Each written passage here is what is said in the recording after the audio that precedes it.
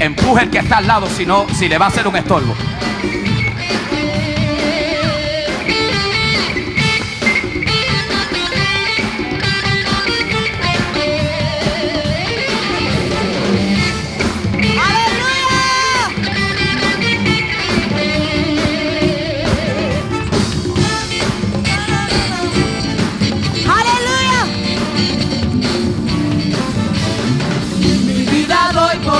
Tratando de alcanzar el objetivo real, es porque vivo, nada me apartará de poder recibir lo que me has dado a mí. Vivo para ti, mi vida doy por ti, tratando de alcanzar el objetivo real, es porque vivo, nada me apartará de poder recibir lo que me has dado a mí. Vivo para ti, más grande es Él que vive en mí, que el que en el mundo está. Más grande es Él que vive en mí, que el que en el mundo está. Más grande es Él que vive en mí, que el que en el mundo está. ¡Cántalo, creyéndolo otra vez! Más grande es Él que vive en mí, que el que en el mundo está. Ahora ve que mueve las montañas, yo lo puedo en Jesús. Lo sé, ve, firme y creyendo, yo lo puedo en Jesús. Él vive en mí, ve que mueve las montañas, yo lo puedo en Jesús. Lo sé, ve, firme y creyendo, yo lo puedo en Jesús. Él vive en mí.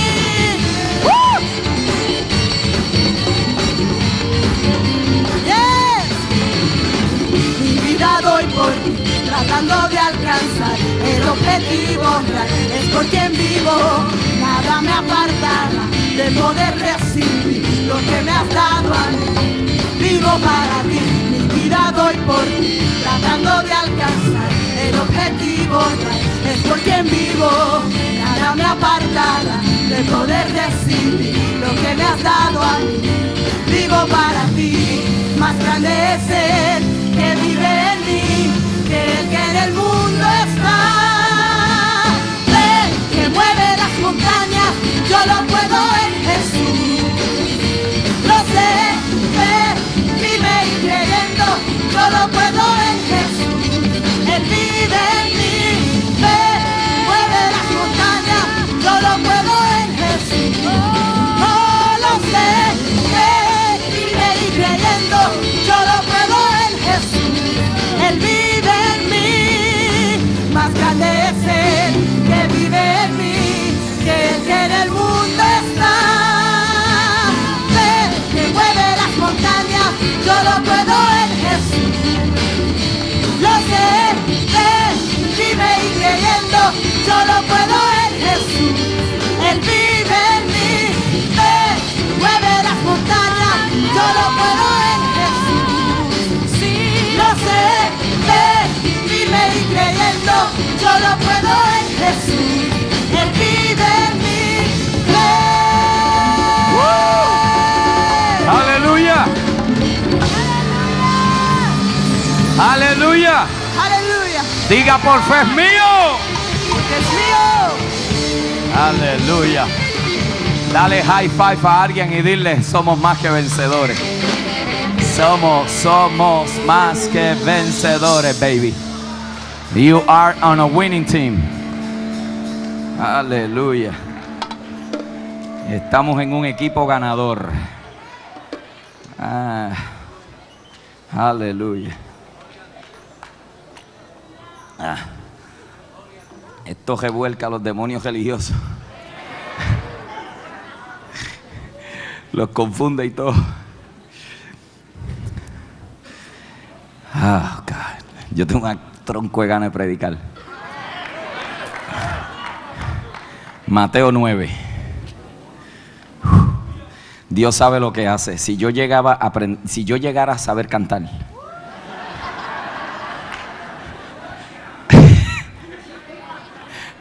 yo haría el devocional, el todo. De todo. Chacho, se la sabe todo el Señor.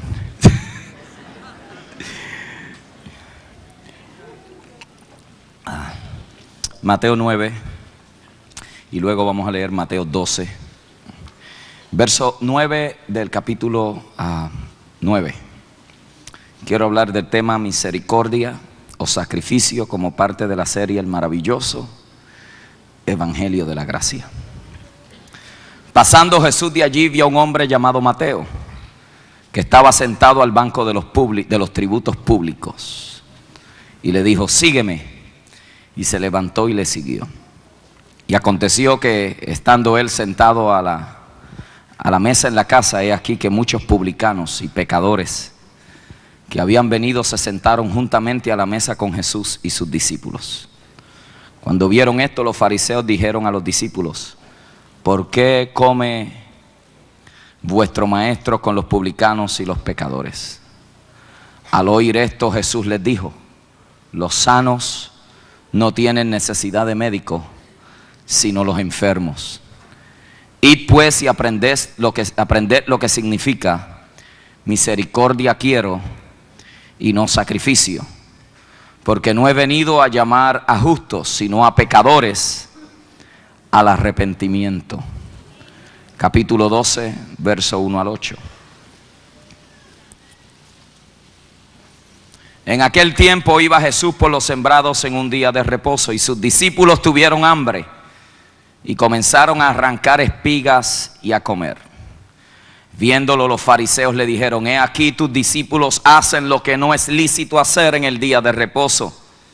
Pero él les dijo: ¿no habéis leído lo que hizo David cuando él y los que con él estaban tuvieron hambre? ¿Cómo entró en la casa de Dios y comió los panes de la proposición, que no les era lícito comer, ni a él ni a los que con él estaban, sino solamente a los sacerdotes? ¿O no habéis leído en la ley cómo en el día de reposo los sacerdotes en el templo profanaban el día de reposo y son sin culpa? Pues esto digo que uno mayor que el templo está aquí. Y si supieses qué significa: misericordia quiero y no sacrificio, no condenaríais a los inocentes, porque el Hijo del Hombre es Señor del día de reposo. Apriétese el cinturón, que vamos a viajar. Este es el tercer mensaje en esta serie titulada El maravilloso Evangelio de la Gracia. Como establecí la semana pasada, mi objetivo principal es ayudarnos a entender el maravilloso regalo de la salvación por gracia, disfrutarlo, pero también exponer los sistemas castrantes que destruyen el gozo y la efectividad de la iglesia. En mi primer mensaje hablé sobre la salvación por gracia, cómo es que Dios a través de Jesucristo nos ha otorgado completa y segura salvación. En el segundo mensaje hablé de nuestra nueva identidad por causa de nuestra nueva posición, y allí vimos el efecto que tiene la justificación por la fe. Hoy les quiero hablar sobre el tema misericordia o sacrificio. Cuando usted hace y da un vistazo analítico a la mayoría de la predicación en nuestros tiempos, usted tiene que llegar a la triste conclusión de que la mayoría de ella no es otra cosa que humanismo disfrazado con religiosidad. Los proclamadores de este tipo de evangelio dicen: tienes que ser mejor, tienes que tratar más, tienes que estar más comprometido, tienes que amar más profundo, tienes que ser bueno, tienes que estar gozoso. De ahí mucha gente ha logrado la idea y ha acuñado la frase: ayúdate que Dios te ayudará. En otras palabras, tú tienes que hacerlo para que Dios se mueva contigo y te responda a tu iniciativa. El problema de esto es que para gente atrapada en una conciencia de pecado, tratando de hacer todo lo posible para ser libres y agradar a Dios, esto no es otra cosa que más leyes sin poder. Y la iglesia, a nombre del evangelio, le ha prometido muchas cosas a la gente, pero no le ha enseñado y no le ha dado la clave cómo lograrlas. Lo que le hemos ofrecido a la gente es más expectaciones, cumplir más reglas, observar más actividades, mantener más trabajo.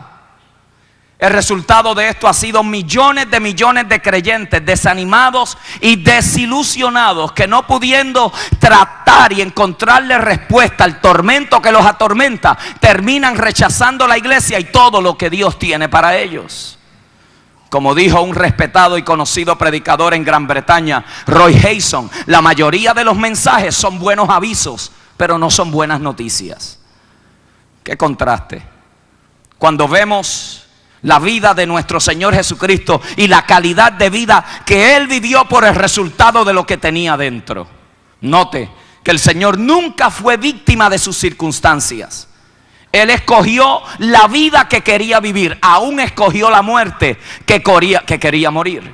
Nunca fue atado por amargura, celo, odio, lujuria, temor o envidia. Nunca estuvo ansioso por su seguridad, ni preocupado por su posición. Nunca usó la manipulación o la coerción para lograr lo que quería. Con un simple sígueme, la gente dejaba lo que estaba haciendo y caminaban tras el maestro. Hoy la mayoría de la gente, si no es por un sentido de culpa, no se mueven.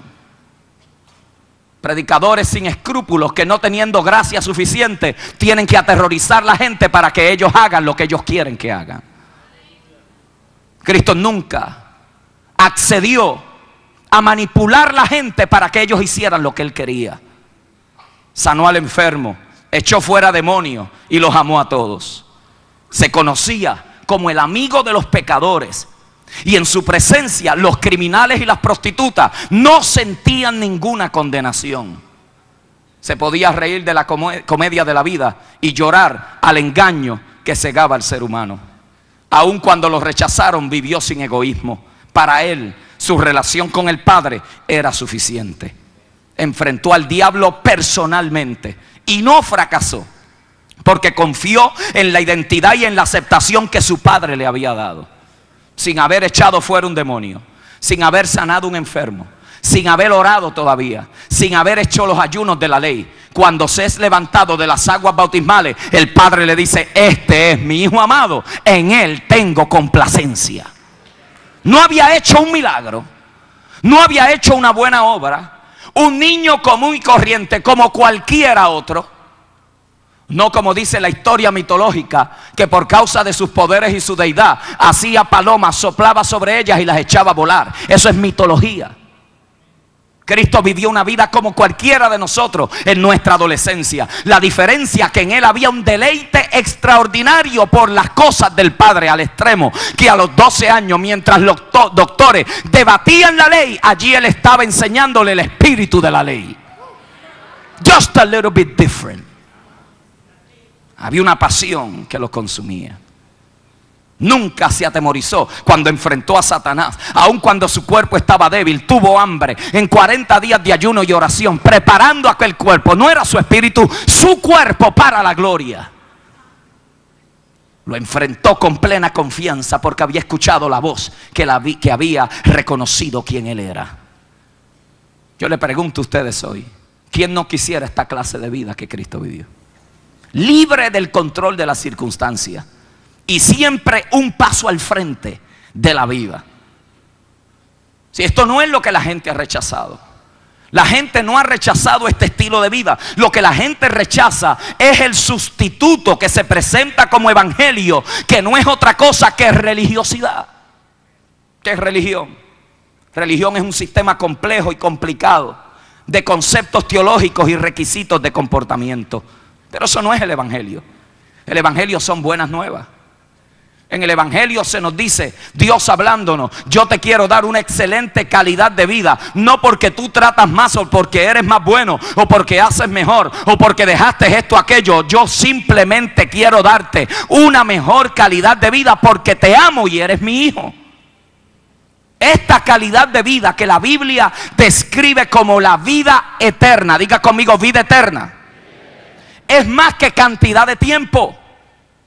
La vida eterna comienza ahora, aquí, en este lado de la eternidad. ¿Por qué? Porque la vida eterna no es cantidad de tiempo, sino que tiene que ver con la calidad de vida. Es la eternidad de Dios metido en nuestra vida, que le da a nuestra vida un carácter de eternidad. Oh, God, help me.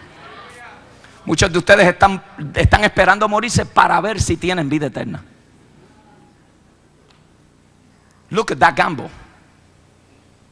Sin embargo, cuando yo leo lo que Cristo dijo en Juan 10:28, y yo les doy, no le daré, les doy vida eterna, y no perecerán jamás, ni nadie los arrebatará de mi mano. Mi Padre que me los dio es mayor que todo, y nadie le puede, oh God, arrebatar de mi mano.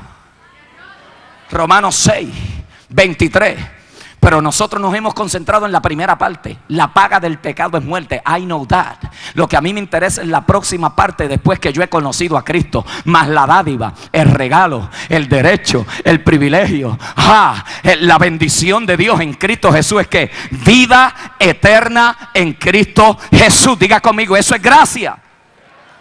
La gracia te dice, deja tú de tratar. Dios te dice, yo quiero hacer eso que para ti es imposible. Yo lo quiero hacer en ti. En vez de tú de seguir tratando, Dios te dice, ya yo hice el trabajo difícil por ti. Ahora lo que tú tienes que hacer es descansar y trabajar en mi poder. Y recuerda, después de haber hecho todo lo que puedes en mi poder, y con todo y eso te encuentras corto y fallando, recuerda, hijo mío, te amo, te amo, te amo, te amo y te amo. Y no hay nada que me puede evitar que te pueda seguir amando. No importa de dónde hayas venido, qué niñez hayas tenido, qué experiencias amargas en la vida hayas tenido. No importa si te crees menos que nadie. Lo que te quiero recordar en mi gracia es que te amo, simplemente te amo.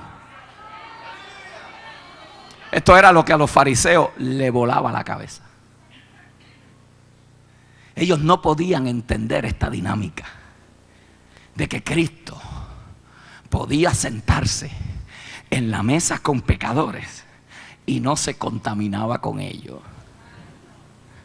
Si su religiosidad los había cegado tanto que los convirtió en gente inflexible, arrogante, carentes de amor, carentes de misericordia, siempre a la defensiva y abusivos de su prójimo. Estas son las características de los fariseos también del siglo XXI. Y antes de que usted piense que estoy hablando de los fariseos del tiempo de Cristo nada más, estoy hablando de nosotros también. Porque hoy vamos a descubrir hoy que mucho de nuestro llamado evangelio no es otra cosa que fariseísmo. No es otra cosa que el legalismo envuelto en algunas fraseologías de gracia, pero por dentro estamos peor que los fariseos de aquel tiempo. El fariseísmo es más que una secta religiosa. Es una actitud, es una mentalidad. Es un sistema y una mentalidad legalista que lo que hace es que reduce a Dios a mi limitada interpretación, a un set de doctrinas e institucionalismo religioso carente de amor y carente de misericordia. El legalismo reduce a Dios a que si no es lo que yo he interpretado, eso no puede ser de Dios. Consideren esto en el tiempo del Señor y qué podemos aprender de esa gracia. Los dos eventos nos muestran que Cristo confrontó y señaló que los fariseos no habían entendido lo que quería decir misericordia y sacrificio. Y ayudarnos a entender la diferencia entre ambos nos va a dar un mayor entendimiento de cómo es que la gracia opera en este lado de la vida y cómo nosotros podemos esquivar y eliminar legalismo en nuestra vida. Lo primero que tenemos que entender es lo que es sacrificio. Este término es bien conocido en todas las religiones del mundo. Desde quemar hijos para calmar un Dios, hasta ponerse bombas y a nombre de Alá explotar en medio de una comunidad o de un autobús lleno de gente. La idea que presenta ese sacrificio es que si yo hago algo, Dios se moverá a mi favor. Pero la realidad del asunto, hermano, es que Dios fue el que trajo el concepto del sacrificio. Él fue el primero que sacrificó un animal para poder expiar o redimir los pecados del ser humano caído. Y la idea que presenta el sacrificio es ofrecer algo de lo cual nosotros somos dueños por algo más importante de lo que nosotros tenemos. También se presenta la idea de ofrecer algo vivo para pagar los pecados y ganar así el favor de Dios en nuestra vida. Esa era la práctica religiosa del tiempo del Señor. Sin embargo, cuando usted entiende bien el concepto del sacrificio, nadie puede ofrecer un verdadero sacrificio porque Dios es el único que es dueño de todas las cosas. Nosotros somos administradores del poder. Quiere decir que nuestro sacrificio siempre estará incompleto porque lo que tenemos no es porque somos dueños, es porque se nos confió. O algunos de ustedes produjo su propia vida. Algunos de ustedes produce su propio oxígeno. Lo que nosotros podemos ofrecer es simplemente en resultado a una respuesta porque algo se nos dio para tratar de calmar la ira de Dios. Y Dios, sabiendo que jamás yo podré ofrecer un sacrificio perfecto, Él dijo: yo mismo me ofrezco por ellos para que ese sacrificio sea completamente perfecto. Y por eso es que la Biblia dice que el sacrificio de Cristo pagó todos nuestros pecados y su sangre derramada selló mi salvación. Y la Biblia dice que sin derramamiento de sangre no hay perdón de pecados. El error de los fariseos fue que ellos pensaron que sus sacrificios en realidad pagaban por sus bendiciones. La mentalidad era esta: yo hago y Dios responde. Entonces, como ellos ofrecían el sacrificio correcto, pues ellos creían que ellos estaban bien. Como ellos seguían la ley bien estricta. Por eso en aquella parábola del publicano y el fariseo, cuando aquel va delante de Dios: yo doy ofrenda, yo ofrezco ayunos 2 veces en semana, mírame a mí. Y Cristo dice que se llegó otro diciendo: soy pecador, no puedo hacer nada por mí mismo, ayuda a mi fe. La Biblia dice que aquel fue acepto y el fariseo fue rechazado, porque el fariseo había desarrollado la mentalidad. A nosotros nos pasa eso. Nosotros creemos que porque venimos a la iglesia los domingos, creemos que porque hacemos algunas disciplinas espirituales, algunos creen que porque diezman, algunos creen que porque oran, eso es lo que mantiene que Dios los acepta. Y eso es porque como hacen las cosas correctas, se creen que están bien. Entonces Cristo está diciendo: no, ustedes no han entendido la enseñanza que Dios quiso darle a ustedes a través del sacrificio. Porque el sistema sacrificial lo instituyó Dios, no para enseñarle a la gente que Dios se complacía en los sacrificios. Por eso hay instituciones religiosas que le dicen a su gente que si ellos maltratan su cuerpo, ellos de alguna manera van a ser aceptados y recibidos en Dios. Y ustedes los verán en Semana Santa caminando en saco, y los verán caminando de rodillas, y los verán caminando descalzos, y los verán haciendo rosarios y escapularios, y los verán a ellos ofreciendo promesas para que la ira de Dios se calme. ¿De dónde nace eso? De que no se ha entendido el sistema sacrificial, que ya yo no tengo que pagar un sacrificio por mi salvación, porque el sacrificio más excelente ya Dios mismo lo proveyó para que yo pueda disfrutar el regalo de la salvación. Ya no es que yo tengo que maltratar mi cuerpo y tengo que golpearme y tengo que lacerarme para calmar la ira de Dios que está enojado conmigo. Dios no está enojado con sus hijos. Dios ama a sus hijos. Dios ama a aquellos que han recibido el sacrificio de Cristo en la cruz del Calvario. Ellos no habían entendido que Dios no se complacía en el sacrificio. El sacrificio era solamente para mostrar lo serio que era el pecado. Y solo con el derramamiento de sangre inocente podía tratarse con el pecado. El hecho de que Dios recibiera el sacrificio era un acto de pura misericordia de Dios. Lo que ellos no habían entendido es que Dios actuó primero. proveyó el medio para ellos acercarse, pero no era para Dios complacerse de lo que ellos hacían, sino para que ellos entendieran que ante la santidad de un Dios puro, cualquier cosa no es aceptable. Y les da el medio, le ofrece el sistema, pero entonces eso fue misericordia. Ellos dijeron, si nosotros hacemos el sacrificio es que estamos bien, e invalidaban la fe que tenía que ejercitarse cuando ellos se acercaran al sacrificio que iban a ofrecer. Ellos no entendieron que misericordia es antes que sacrificio. Y los dos eventos bíblicos que leímos nos ayudan a entender ese dilema. Noten el primero, Mateo capítulo 9. Jesús está comiendo con la mafia. Lea la historia. Ellos eran los cobradores de impuestos. La gente los odiaba, porque aparte de que eran los cobradores de impuestos, hacían que la gente pagara mucho más de sus impuestos.